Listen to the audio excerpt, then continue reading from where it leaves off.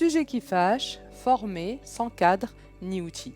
Il y a des situations qu'on ne soupçonne pas quand on parle du métier de formateur.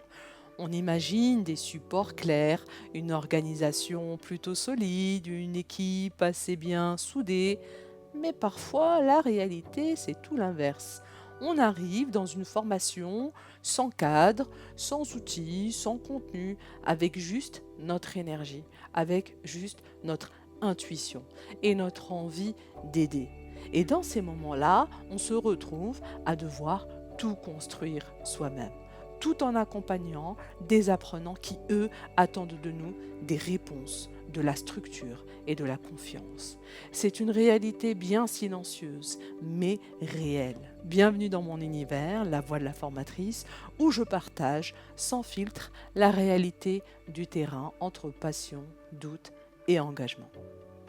Former sans cadre, c'est naviguer à vue.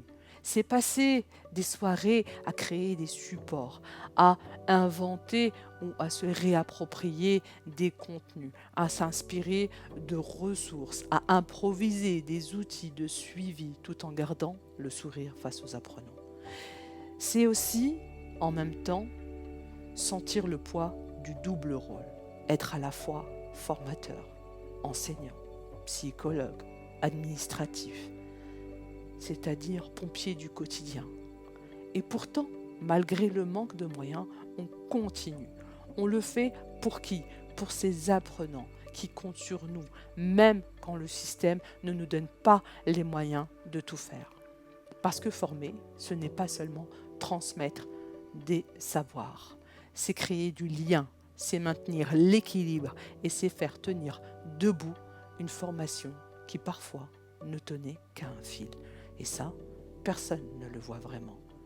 Alors j'aimerais savoir, est-ce que toi aussi, formateur, formatrice, tu as déjà vécu ça?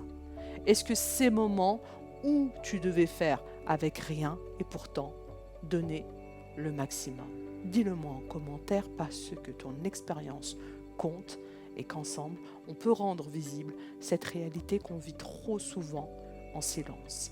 Si ce sujet t'a parlé, abonne-toi à la chaîne pour d'autres vidéos sur des sujets qui fâchent, qui peu osent aborder dans le monde de la formation, parce qu'il est temps de faire entendre nos voix. C'était la voix de la formatrice, Bouchra, ta bonne nouvelle.